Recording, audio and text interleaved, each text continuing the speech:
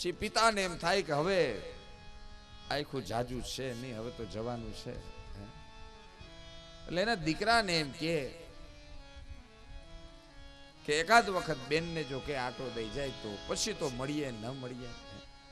સમજો કાંઈક એવી પરિસ્થિતિ અહીંયા છે આજે દ્વારિકાની અંદર.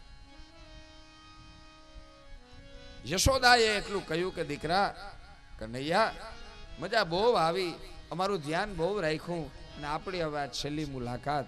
કૃષ્ણે કહ્યું ના યશોદા, મારી ને તારી છેલ્લી નહીં, મારી ને તારી તો જન્મ જન્માંતરની મુલાકાત.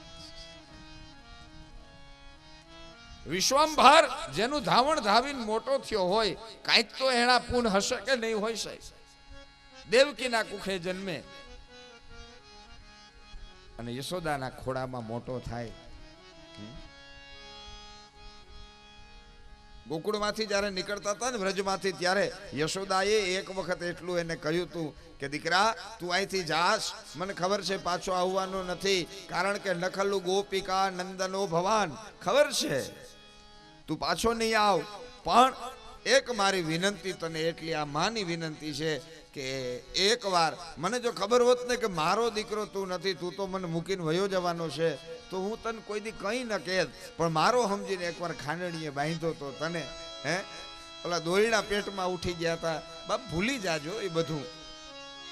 ત્યારે કૃષ્ણે કહ્યું કે ભલે દેવકીના કુખે જન્મો, પણ દુનિયા અને જગત મને યશોદા નંદનના નામથી તો,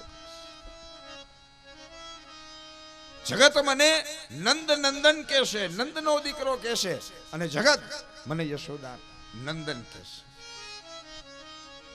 હું બધું ભૂલી શકું, પણ યશોદાને ક્યારેય ન ભૂલી શકું. ને એ યશોદા આજે અહીંથી વિદાય થાય છે. કોઈ એક કવિએ બહુ સુંદર એક પદ લખ્યું, એક પંક્તિ લખી કે માણસને રડાવે કોણ, માણસને સૌથી વધારે વેદના કોણ આપે ખબર છે?